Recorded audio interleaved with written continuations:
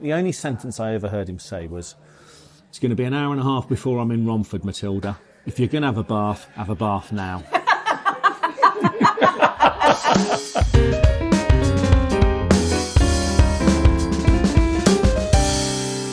Hello, and welcome to Timetable London. Ever since we featured that brief snatch of overheard conversation in our very first episode of Timetable London, the team have dreamed of going to Romford and maybe even meeting the freshly bathed Matilda. Well, today the dream has come true, inasmuch as we're in Romford, and here we are in its historic centre at the Golden Lion pub on Romford High Street. No sign of Matilda, but we can hope. Anyway, what a pub we've chosen, this Golden Lion. Dates back at least to 1440, when it was known as Le Lion, and is said to be the second oldest pub in England, and is probably Romford's most historic building. One owner of the Golden Lion pub back in the day was the 17th century philosopher Francis Bacon, who entertained none other than William Shakespeare, whom my colleagues tell me was on the run from Elizabeth I at the time. News to me, but maybe we can explore that with our esteemed guest, of whom more in just a second. Anyway, perhaps some of the bard's wayward words will rub off on our conversation today. Oh, and yes, like so many ancient pubs, the Golden Lion is said to be haunted, in this case by a white lady who held her wedding reception at the pub and was later murdered in Harold Hill. Who would go to the Harold Hill? Well, that interjection courtesy of today's guest, Dave Stiles. Welcome, Dave. I'm glad you're with us. Thank you very much. I'm glad to be here. Top cabbie that you are. I am, yes. Top cabbie. So as ever, I'm here with my erstwhile chum and co-host of Timetable London, Geoff Browell, Senior Archivist at King's College London, and I suppose you've taken the odd cab in your time? Cab? Oh, hundreds and hundreds of times. I only travel by cab. Of course you do. Yeah. Right. And you've never gone in for this Uber nonsense? No, I've got to say that in front of... That's the last time that word is spoken in this conversation. Thank you very much. Right. So let's start out with, why are you here? Were you here before the cab came along, or are you an Essex boy born and bred? No, I'm not. No, I was born in Fitzrovia, and we brought up in Cockfosters, north of London, at the end of the Piccadilly line, like they all say. And spent 21 years there with my mother and father, my father was a zookeeper at the London Zoo, and he followed his father, who was also head keeper of ungulates. My father was head keeper of small mammals. Wow, so I mean, it's just as well we're in the Golden Lion, isn't it? Yeah, that's true, yes, absolutely. But unfortunately, lions aren't ungulates, so it should be the golden camel, shouldn't it, really, I suppose? Yeah, I've never seen one of those. But, so is it required of all London cabbies that when they retire, they go to Romford rather than heaven? I think most of them go to Tuscany, don't they?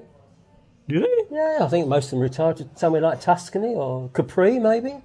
Yeah, I'm sure they do. I need a new career. Yeah. No kidding, I was thinking along similar lines. I'm going to be retiring to Romford. So what memories do you have of your dad and the animals at London Zoo? You must have been many times to London Zoo. Yeah, we used to go, he used to take me to the zoo, and I used to feed the animals, and it's not a memory, but I was told that I went in with Guy the gorilla. Well, I remember Guy the gorilla. Oh my gosh. Of course, he died of, everyone kept giving him sweets, didn't he? And he had a tooth abscess or something, didn't he? Yeah. Guy came, I think, on November the 5th, hence his name. And in 1947, it's the year I was born. And they tell me that one day my parents gave up their parental responsibility and took me in the cage with him when he and I were very young. Unfortunately, no photographs were taken, long before the days of mobile phones, of course. And I don't have a memory of it. I must have been too young at the time. I mean, he was very gentle, but he could have torn you limb from limb. Yeah, I think he was very, very young. Yeah. And you wouldn't have been able to drink anything tonight. But you must have some fantastic stories from that time. I mean, what was it like? The zoo's not... I mean, I went years ago. I haven't been to London Zoo in donkey's years. The last time I went with my grandson, and it was free because they've got their anniversary coming up, I think, next year, right. 200 years. And I saw their archivist, and then she was contacting people from the zoo and descendants of people from the zoo, and she was collecting anecdotes and also any memorabilia as well. and they're going to have an exhibition next year, I believe, of all their bits and pieces that she's managed to That's get really together. interesting. And the trade-off was that we got free tickets to go in. But, Oh wow! Because King's College London was founded around the same time, and the legend goes that originally they weren't going to build it on the Strand; they were going to build it next to the new London Zoo. Oh, really? And then local residents got up a petition to stop it happening. And the newspapers came on board and said it was because local residents were more scared by rioting students than they were of escaping wild animals. That's a true story. Really? Yeah. yeah, my dad was a head keeper. You know, he used to go around a bit.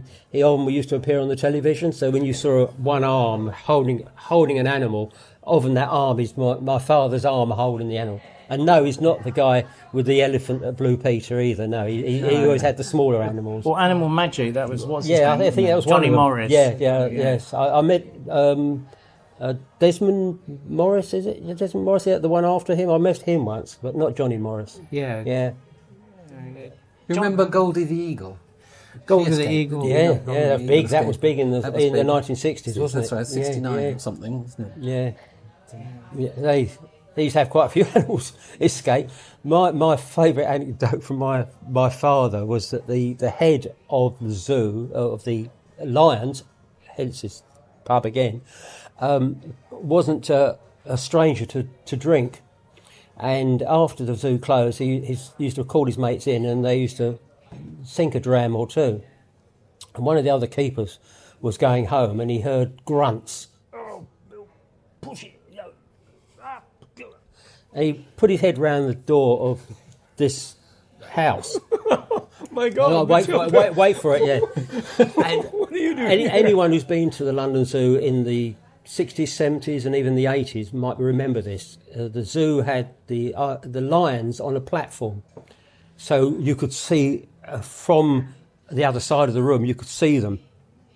And then on the opposite side, you had a concrete series of steps. Yeah.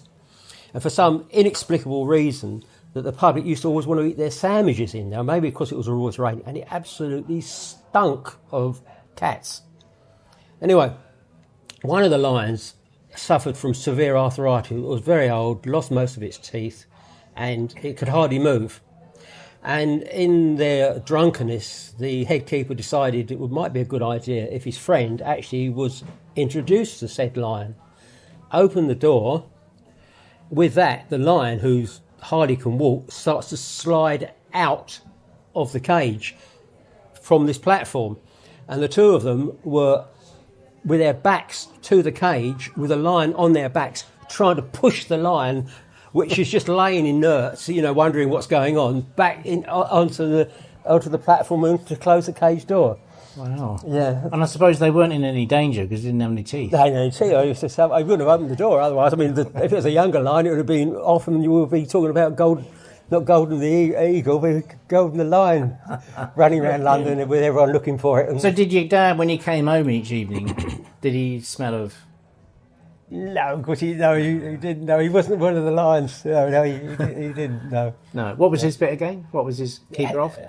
Small mammals. Small mammals, right, Yes, yeah. Yes. So, Rather amused me. He was. He wasn't a monarchist. He was certainly a Republican, and he was moaning about the royal family and that sort of thing. And about 2 years before he retired, they suddenly got funding to build a brand new centre for the small mammals. I think I went there last time, and it was I think it's the jungle. They got it like a jungle now, but that was the small mammal house in the 1969-70. Because he was going to be introduced to the Queen and Duke of Edinburgh, and I think the photographer. Princess Margaret and her husband Snowden. Yeah, and they were all going to turn up to the opening because in those days the zoo was very much in the news. They used to always be getting the newspapers to write stories. Well, didn't Snowden design the bird cage? He did the bird cage, exactly. Yeah. So, of course, my father, after grousing about the royal family for most of his life, ensured that everything had to be absolutely perfect with his uniform, and it was absolutely pristine, with my mother steaming it and making sure it was absolutely perfect for the day he met the Queen, which he's been grousing about most of his life. Yeah, That's what happens when Republicans meet the Queen. They usually change their mind. They completely changed it. Yeah. So did you never want to become a zookeeper? When I was very young, I wanted to become a zookeeper, yes. And my father said, no, there's two members of the family and that, we don't really want a third. So then I shifted slightly, just moved slightly over, and I then decided I was going to be a vet. But I didn't realise that to become a vet, you've got to work bloody hard. You've actually got to get qualifications, you've got to be good at science, and you'd have to be pretty damn good at maths as well. And after sitting around at school for 4 or 5 years, staring out the window, dreaming about girls, clearly I was never going to be a vet. So that's when you went on to become the compositor for 15 years. Yes, exactly. And all that time, it didn't enter your head that you might want to be a cabbie? Not at all. No, I then changed. I became a compositor in the old style printing with hot metal. Transitioned over to cold metal and cold print as well, typesetting, and no problem at all. And actually rolled my sleeves up and got a good wife who actually worked for a living rather than lounge around doing as little as possible. And worked hard, got qualifications in printing, got a low degree in it, and plodded along. But as time went on, the modern technology slowly consumed the old technology. So the huge numbers of men which was needed in the old technology weren't needed with the newer ones. Mm-hmm. And slowly, surely, your income was slowly dropping. The highlight was working for Piecework, doing the Lord Hansard publication, the verbatim report. And soon after that, it just started going downhill, got made redundant with my own company, and then another company I was with, that went to the wall, and the new owners gave us a 10% pay cut. And I thought, I can't stand this. I've still got a fairly young family. I've still got 25 years of work ahead of me, maybe 30 years.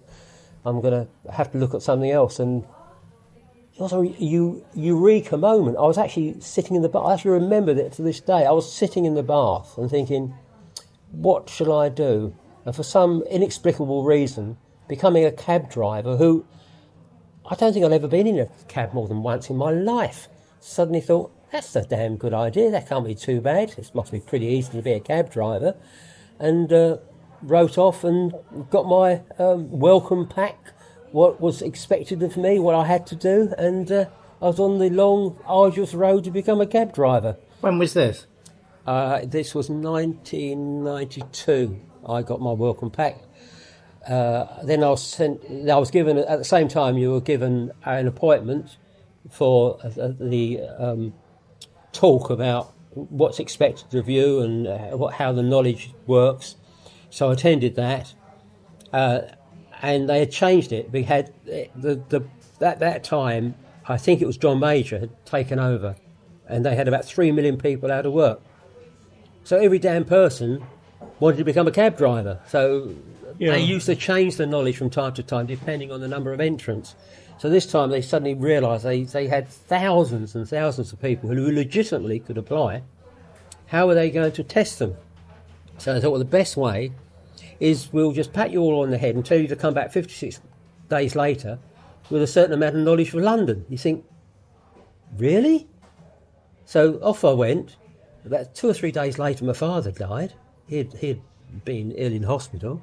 So that sort of put the kibosh on learning one thing about it. So 53 days later, there I turned up in front of Mr. Lippett, a real gentleman he was, who asked me, can you take me from here to there? And it was Prince of Wales Theatre to Prince of Wales Drive. I looked at him and I thought, I haven't got an inkling of what you're talking about. Not only do I not know the journey, I can't relate the journey. I don't even know the 2 spots you're talking about. That's easy. Of course it's easy. Yeah, of course it is. Yeah, so you know the answer to that. Anyway, so then I started doing the knowledge, and every time you get to a low spot, and you should. They say you get like to a brick wall. Fortuitously, something will come along, like we'd all be made redundant again, and suddenly that would be an additional emphasis, to carry on. And so, after nearly 5 years, I became a cab driver. Did they, when they presented this booklet to you and they told you about the 56 days, what was the overall vibe? Were they saying this knowledge thing is a really tough task that we used? No. Didn't present it as easy or hard? You've got to remember that the carriage office at the time was the place they took old policemen went. So what they used to do their time, get their pension, and most of the policemen by then were in their late 40s, maybe early 50s. And then, if they had the right connections and the willingness, they would do the knowledge themselves. And some of them hadn't even finished the knowledge, but they're pretty close to it, and they became examiners. And it was run like the police. You would go in there, yes sir, no sir.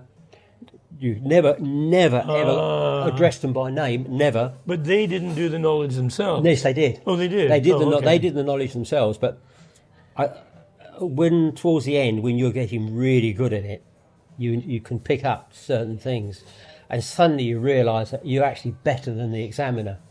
And there was one which rumour had it he hadn't passed. He was an old motorcycle cop, and he'd come off his bike. This is the story. Hurt his leg, couldn't ride anymore. So he did this. And the rumours were that he actually hadn't finished the knowledge, he was still doing it. And I had him once, and I thought, I know more than you, mate. Yeah. He had his chips at that point. But and the one which really told me that I was on my way to passing, we had an examiner called Mr. Ormes. And Mr. Ormes was frightening. He was droll, lugubrious. He didn't take prisoners. You knew he was an old-style copper, and he'd seen it all, heard it all, and he wasn't going to believe a word of it. And you'd be called into his office, you'd be terrified you had Mr. Ormes. And he had a parrot on his shelf behind him. And the rumour was, if the parrot was looking out the window, Mr. Ormes was in a good mood. But if he was facing into the room towards you, woe betide you. What if the parrot was a dead parrot? It was a big parrot, exactly. And one day I went in there, and the examination, called an appearance, is on a 1-to-1. And he sits behind a desk, and he's got a raised desk in front of him where he's got a map. But you can only see the top part of his eyes.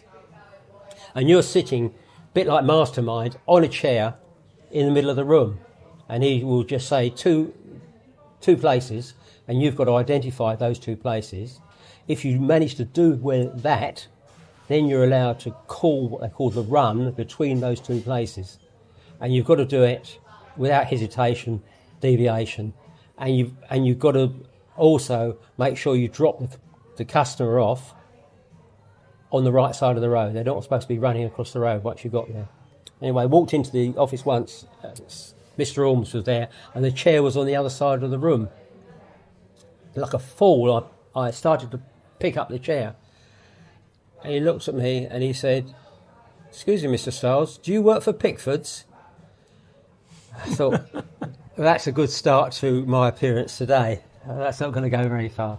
Do you think there's still a place for the knowledge? Yes. Now that we have computers and Google Maps and all the rest of it? Yeah.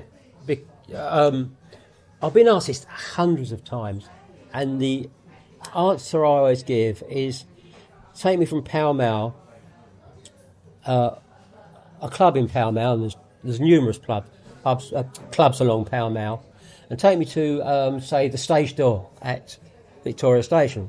We'll start Google, and they wouldn't even know where the stage door is, and they all say that, or the Victoria, they'll all ask for that, and you have to know, because what it is these are regulars, and they know if they get dropped off at the stage door or the Victoria, they know that they can run into the station easier than you going all around the houses. So that's for a start. But also, you're hailed in the street, and that journey on a good day might only take you 6 minutes. Well, you're not going to be fiddling around with a sat-nav or Google Maps or anything else. By the time you fiddle around with that, his train's gone.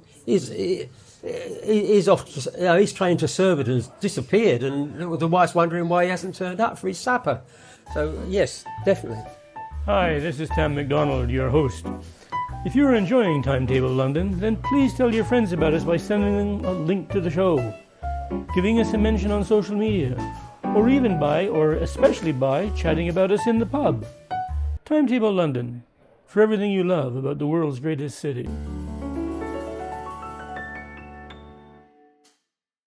You ever thought of taking the knowledge out? Yeah. No, I couldn't do You'll be that. perfect for it. You could entertain all your customers. They'd love to hear your opinions. Well, the thing.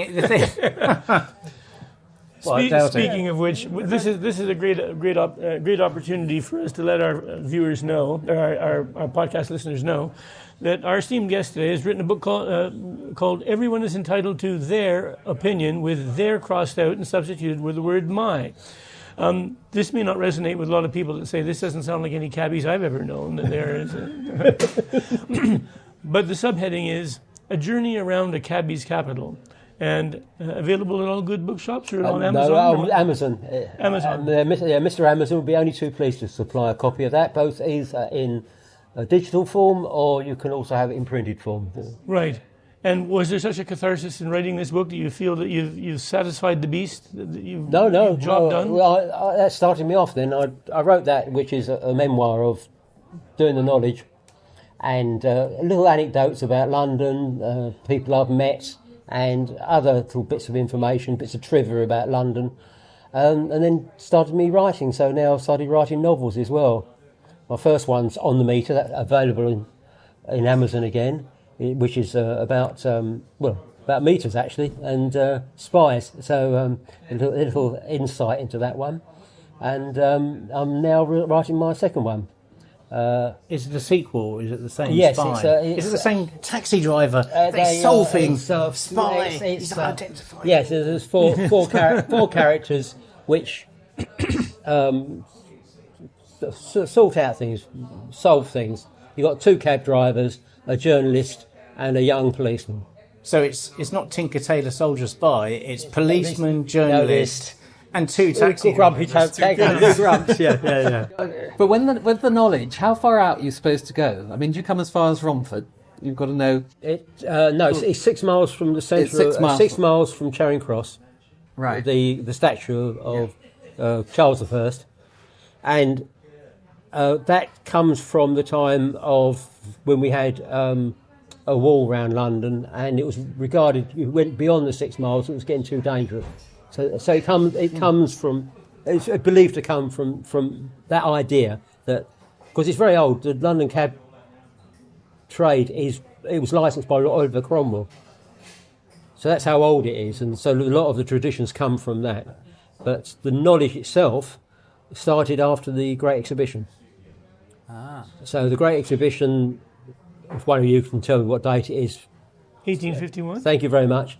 Well, it's 1865, typical bureaucracy, they decided to start the knowledge because people were coming to London, huge numbers of people were coming to London, jumping in a cab, or what was then, a hansom cab, and these men couldn't find the biggest greenhouse in the world in one of the biggest parks in London. You're kidding. No, apparently they couldn't. And there were so many complaints. I mean, obviously there's lots of trivia about it. Spend a penny is another one, obviously, from the Great Exhibition and so on. But apparently that's what they said. They were complaining that they couldn't find the Great Exhibition. So they thought, well, something's got to be done about this. And they started the knowledge in, I think it's 1865. Crikey, that long ago? Yeah. I mean, obviously it was very crude. And in fact, even in the 1950s, they were doing it on push bikes.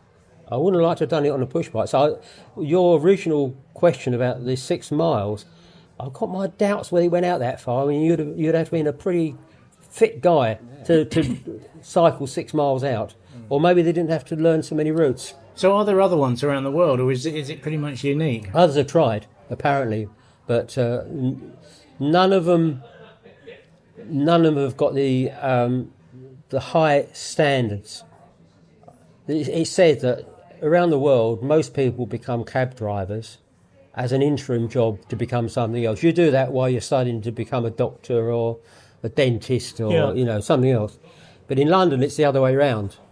People study the knowledge to actually have a profession and to stick with that profession. Because many of them own their own cabs, don't they? Not all, but most of them. Yeah, when I was doing it in the early days, I rented. I was told the first time out, you end up having a few little incidences, you know, hitting the odd wall or things like that. So rent a cab to start off with. And my one wouldn't be out of place of a 1950s black and white film, you know, with Cary Grant running through London streets in the rain shouting taxi. That's what mine looked like. And then later on I bought a cab as well. But I think it might be changing a bit now, because to own a cab now, you're talking about a commitment of £100,000. Whee! Yeah. By the time you've paid, you take the loan out, the vehicle itself is over 70,000. You know, you've got the maintenance costs as well. You've got the HP on it as well, and the rest of you're looking at an investment of that sort of amount. Can you only get electric ones now? You have to. I believe you can. Yeah, I believe they're all. Don't quote me on that. They did have a hybrid.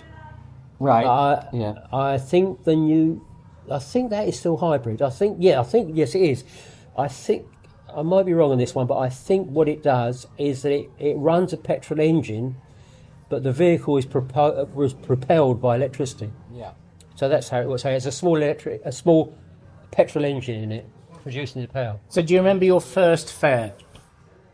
Yeah, of course I do.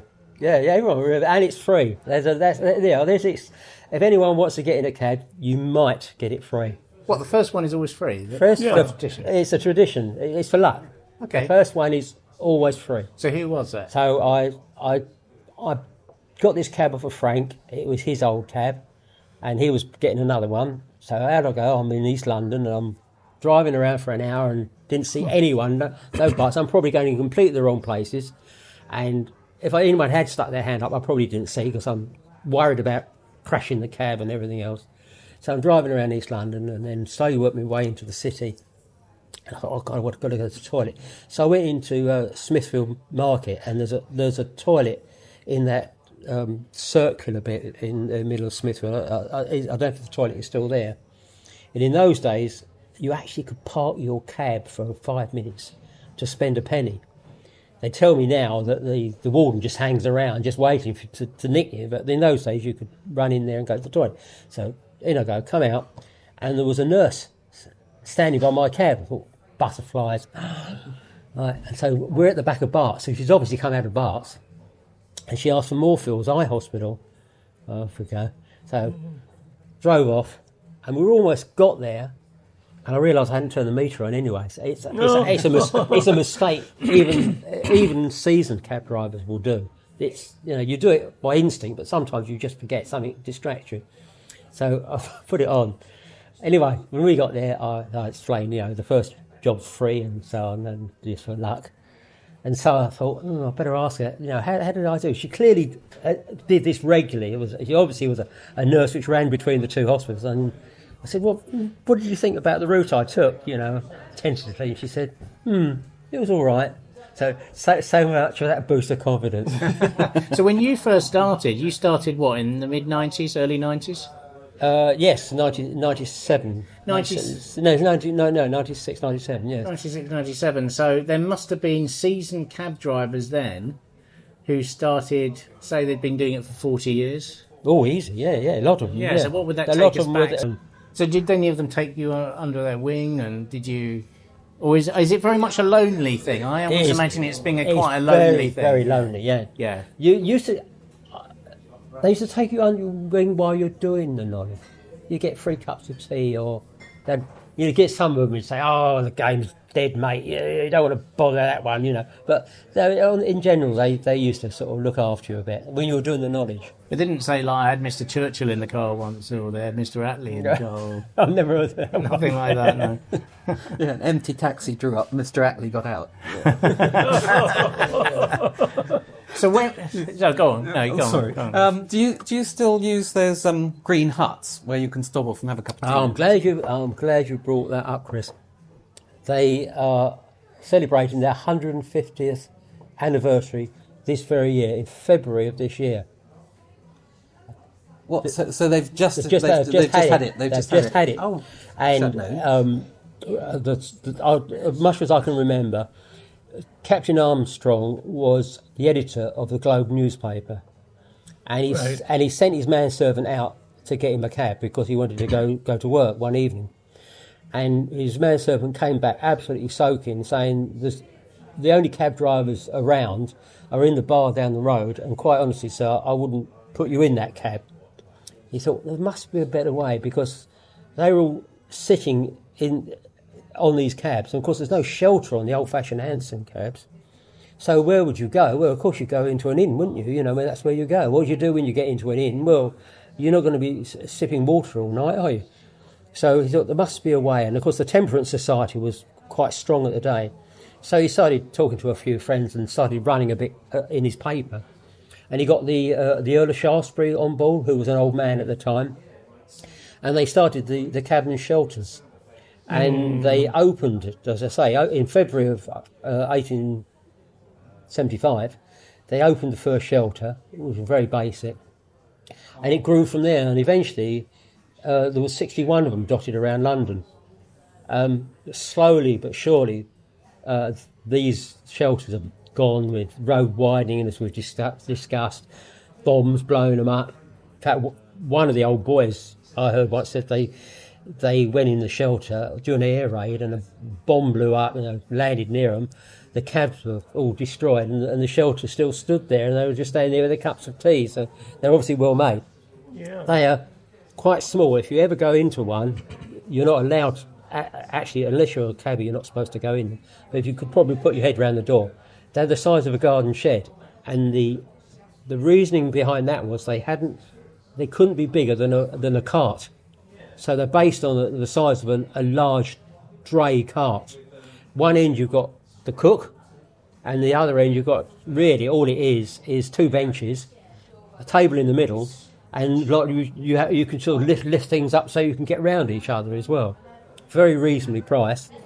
I mean, they'll always let you look in, but if you want to actually look at one properly, the one on Chelsea Embankment, it closed.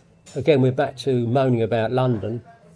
You had this, it's beautifully positioned, it's right beside the Albert Bridge, so you've got this beautiful pink bridge which is illuminated at night, and it's on a small little jetty almost on the side of the river, so you've got this beautiful view of the river. And there was a cab hut there for years, and they used to call it the Kremlin because... Oh, sorry, call it the what? The Kremlin. Oh, right. Because the drivers in there were very peculiar, because they are actually ultra left wing. Which Just is that one? very. It must have been the only one. Yeah. Anyway, So it should have been painted red, really. it should be. Yeah. Instead of Dulux green, there was a Pacific green for those as well. Anyway, I believe it's Chelsea and Fulham Council. In their wisdom, they put red lines down that road, the Chelsea Embankment. So now you've got a green hut meant for cabbies to sit in and rest during the working day, and cab drivers can't park there. Who would have guessed? Yeah. They gave 2 spots. They allocated 2 spots in a little approach road with these expensive flats behind. Well, you're not going to have just 2 drivers at a time in this hut. Well, obviously, the hut just collapsed, didn't it? And it stayed empty for a long time, at least a decade, and slowly started rotting. And the charity which maintains these huts eventually got enough money through various grants and so on, Heritage for London, all sorts of other grants, and they did it up. But it still couldn't be used as a cabbie's shelter because you can't park there. So they've now got a lease, and it's called, I think, Cafe Pier, or Pier Cafe. Cafe Pier it's called. And they're open about 3 days a week, and it's beautifully restored, and you can have a takeaway. But I believe you can't actually eat in there anymore, because if we could, maybe I would have been recording that in there, but we can't. You can't go in there. Apparently, they use virtually the whole area just for the kitchens, because they use all these fancy meals in it. I'm sorry, it's not sorry, mate, you know, you can have macaroni cheese or you can have steak pie. It's up to you, whatever you want, mate. But no, they do a whole range of desserts. And then there's the one at Temple. There's one at Temple, isn't there? Yeah. And that's no longer used by the taxi. Isn't it now? Don't think it is, no. Lincoln's think it Inn. is. Lincoln's Inn. Still Yeah, one? that one. Yeah. So the one in Russell Square. Yeah. Yes, And the that one actually. That one is the most nomadic shelter there is. It started its life down the Haymarket, and the manager of one of the theatres, it might be the Haymarket Theatre, he donated it, obviously thinking he's going to have cabs around for his customers when they come out. And curiously enough, I was contacted by the great-grandchild of him, who was writing a biography about her grandfather or great-grandfather, and we've corresponded over the years. So that cab was moved, and it ended up in, I think then it went to Leicester Square. I think that's the same one. From Leicester Square then got pedestrianised and changed, so then it got moved to Russell Square in the south-west corner. Then along comes the Olympics, and they're going to use this Russell Square for the coaches or something, weren't they? So they moved the whole thing again and completely refurbished it and put it in the northwest square. So have you had some really memorable people in your cab? Have I had memorable people in your cab? That's the ultimate question. That's what everyone asks. There's absolutely, a whole series of questions. We had to do it. A whole series of questions that people ask. It's where you're from, what time you're on to, how long you've been a cab driver. You always get asked the same ones, and when they say what time you're on to, they want a lift home, don't they? Yeah. How long you been a cab driver? Well, if you say I've only just started, well, you're going to be going the wrong way. And if you've been around a long time, you're going to take them down a peg or two because you know everything, don't you? So you always get these saying. And then the other one, of course, who have you had in the back? It's hard to remember them all, isn't it? I had John Hurt, and he was very, very good. Most people, these personalities are very quiet. They won't talk at all. I'm not going to remember his name. I had Lisa Minnelli's husband in my cab. Bob Fosse? Yes, I can picture him. Yes. Was it Bob Fosse? And if no. And if he mentioned that he was the divorced husband of Lisa Minnelli once, he must have mentioned it half a dozen times, this guy. Glad to get rid of him. I also had Grayson Perry, the Turner Wedding pottery chap, dressed as a little Bo Peep, I think he could have been. Or, it's rather strange because he's got a very manly voice. And I've been listening to Radio 4, which I used to get pulled sometimes. I said, what are you listening to Radio 4 for? Why are you listening to Talk Sport? Well, I want to listen to Radio 4 if you don't mind. And oh yeah, that's the other one about rude people. They say, can you turn some music on? No, excuse me. I'm listening to just a minute if you don't mind. I'll turn my radio on so you can listen to some mindless music while I'm driving. Thank you very much. Did you have a Nicholas Parsons in your cab? No, I didn't. I've never had Nicholas Parsons in my cab. Are there certain people that you won't pick up? Those hanging from lampposts holding a pizza, I won't pick up. Yes. Yeah. So you wouldn't pick Tam up then? No, that's right. I certainly wouldn't pick those up. You've been spying. You said you didn't go out after dark, Chris. Yeah. Are there people sort of blacklisted? So do you all? They go, oh, don't pick him up or her. No, up. it's a weird thing. You start off picking up the wrong people, so you end up puking up in the back of your cab. Or I've actually dragged a man out of the back of my cab by the feet because he was just completely drunk. Just dumped him on the side of the road. It's Tam, isn't it? Listen, what have you guys been drinking today? In my early days, I had the 1-2 done to me. So I'm driving down the King's Road. A young woman puts her hand out. Looks near Christmas. Puts her hand out. So you're wary all the time. Oh, can you go to Clapham, please? And she opens the door and pushes her friend in. Gives her friend a £10 note and closes the door. Doesn't get in. So now I'm stuck with her friend who's almost comatose already in the back of the cab. We drive to Clapham Common. It's freezing cold. It's coming up to Christmas. I say, Clapham love, where do you want? And she's out Sparko. So what do you do when you've got a woman? I mean, a man, you can manhandle him a bit, but a woman? Slam the doors. Don't love. Absolutely nothing. Still out cold. So eventually I had to call the police. Police turn up, and the one of the police was a policewoman. She goes in the back, tries to wake her up. Nothing. There's obviously something coursing through her veins apart from alcohol. So they then called the ambulance, which turned up quite quickly. Again, another ambulance woman turned up, and she pinched her earlobe, and the woman woke up absolutely instantly. So the policeman walks up and he says, "Where do you want to go, love?" She said, "I want to go home." I said, "No, you've got two choices. You can either go in my vehicle back to the Nick, or you can go in that ambulance to the hospital. Which one do you want to go to?" So she staggered off up to the ambulance, still clutching my £10 note. I never saw it. No one's ever died in the back of your taxi? No, I might have died when I'm trying to relate an anecdote, but no one's actually died. No. We've devolved very quickly from the Guardian to the Daily Express. I turned down Jeremy Clarkson once in the snow. Did you? Yeah. Now, who's the guy who was in Love Actually? Bill Nighy. Bill Nighy. Yeah. So,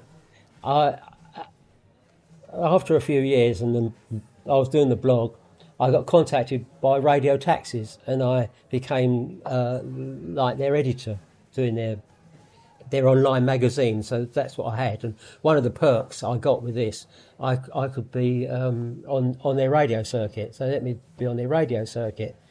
Wasn't a great lover of radio circuits. Anyway, I'm driving around Shepherd's Bush Green. Up comes Bill Nighy. Oh, okay. Press the button. I'll have that one. And he was in Notting Hill, so we were talking, 5 minutes away. Come off the one-way system round there. We go up past the Metropolitan Hotel, red lights, and the snow is coming, and it's not coming down vertically. It's horizontal. This snow's coming across horizontal, right across the road. I look to my left, and I can see a familiar face coming towards me. Yes, it's Jeremy Clarkson, and he's waving his hand, and he's saying, of course, he's seen the light. My light's still on. Suddenly, I realised my light is on, so I hit the light and turned it off. He said, "Can you take me to her?" "Sorry, Jeremy, I'm already booked." Oh, yeah. Off he goes, grumbling. So, drove the 300 yards up the road to get to Notting Hill and pick up Bill Nighy, and he lived. No, I won't say where he lives, but he lives in central London. So it wasn't a long journey. So I related this to Bill. And of course, we're talking about a left-wing aficionado with a right-wing icon, aren't we? As soon as he heard that Jeremy Clarkson had been turned down for him, he absolutely loved it. He laughed all the way back to his house. It's a good tip for that. Oh, yeah. Bill, he was a regular user. Yeah. So, who was your last fare? No idea at all. I can't even remember what my last fare is. And a few years later, there was an article in the paper. I think it was the London paper, and this old boy drew in a cab, 50 years, 60 years, some ridiculous amount of time, and he did his last journey. And he gave that free. And after I mentioned the first one, I didn't realise that some of the very old cabbies gave the last one free as well. And of course, by now, social media's come along, and of course, the youngsters in the back, of course, they want to share it on social media, don't they? We've been on this cabbie's last journey, and they always photographed all around. And of course, then obviously the papers pick it up. Yeah. So no, I honestly can't remember my last one. I wish I could. Having done the knowledge and having had that bit of your brain swell up and so on to hippocampus, brain of the planet, brain like a planet type of thing, do you find that that you're keeping as fresh and mentally alert now, or is that something that, like any muscle, starts to wither? If I could remember your name, I would reply to that. That's a good line. They say the last thing you lose is your sense of humour, right? I can hardly wait until Geoff loses his. On that happy note, Dave Stiles, thanks very much for joining us. It's been an absolute pleasure in this pub. What's your website, Dave? My website is cabbieblog, .com.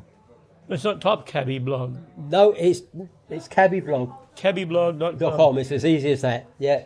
And the book, everyone is entitled to my opinion, my being the estimable David Stiles. Thanks very much for joining us. On behalf of our hosts, what was your name again?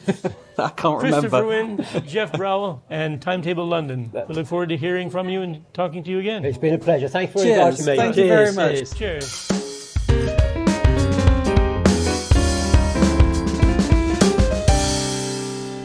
Join us again next time when we will be coming from the Crown Tavern in Camberwell Green, where Stalin met Lenin for the first time, or so it's said.